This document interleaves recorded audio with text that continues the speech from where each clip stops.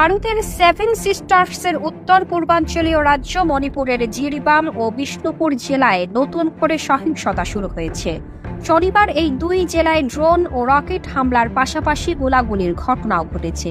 এতে অন্তত 5 জন নিহত ও আরও কয়েকজন আহত হয়েছেন বলে দেশটির সরকারি কর্মকর্তারা জানিয়েছেন। ফরাসি বার্তা সংস্থা এএফপি বলছে, শনিবার মণিপুরের জিরিবাম জেলায় ঘুমন্ত এক ব্যক্তিকে গুলি চালিয়ে হত্যা করা হয়েছে। পরবর্তীতে আইনশৃঙ্খলা বাহিনীর সাথে বিদ্রোহীদের বন্দুকযুদ্ধে 4 জন নিহত হয়েছে। ওই 4 জনই সশস্ত্র ছিলেন।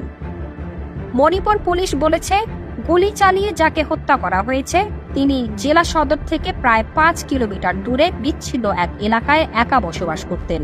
বিদ্রোহীরা তার বাড়িতে হামলা চালায় এবং ঘুমন্ত অবস্থায় তাকে গুলি চালিয়ে হত্যা করেছে।